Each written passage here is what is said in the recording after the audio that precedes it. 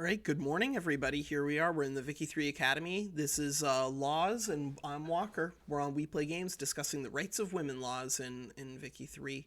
So, the rights of women laws are largely going to be gated by a couple of different things. The main thing that's going to be gating your rights of women laws is actually going to be IG support. So, if you notice, a lot of the IGs at the beginning of the game are going to be in support of legal guardianship. And then after you've researched the feminism technology, then you're going to be able to start having events that transform the personal ideologies of some of your government leaders into being feminists. And then they will start pushing and being in favor of pushing for more progressive things. But at the beginning of the game, you're really not going to have a lot of people in support of pushing for women's rights in your country in Vicky 3, except for obviously intelligentsia and trade unions. So if you want to get early propertied women up and going, then you would need a strong intelligentsia. Same with the other ones. Why would you even want to go for an early propertied women? Well, what do the laws actually do? So legal guardianship adds a 5% birth rate. That's actually pretty good. How many children are born each year? That's going to really help out in terms of the growth of your population.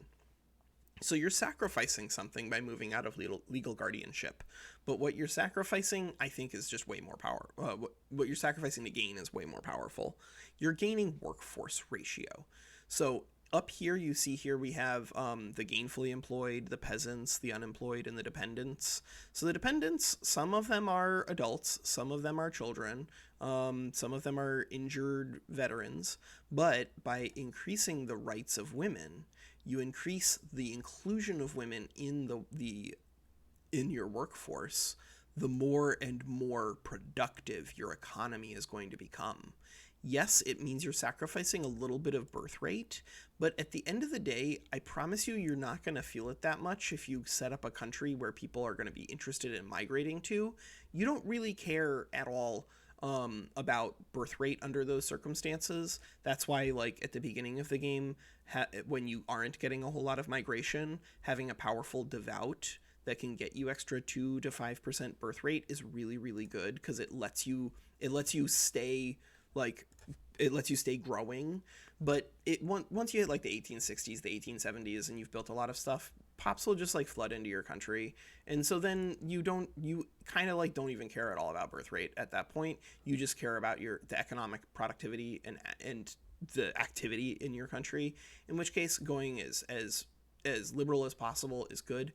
Women's suffrage is kind of one of the main reasons that a democratic society is going to usually be stronger than an autocratic society. This is 15% workforce ratio is mind-boggling, just mind-boggling. And if you don't know how strong it is, then I recommend that you try it out. So this, again, these are pretty fast videos that we're just chewing through here. The rights of women video, I think the main thing to just keep in mind is that as you become more open on the church and state, as well as on the citizenship side, the less important it becomes to remain in legal guardianship. So you might want to do one of those before you switched into propertied women. But switching into propertied women is just, it's in and of itself it's going to feel very powerful.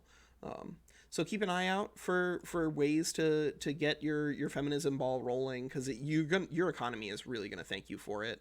And also, it's probably worth noting that it's like right to do, but this is We Play Games. I'm just focusing on doing the thing that's correct to do, not the thing that's right to do.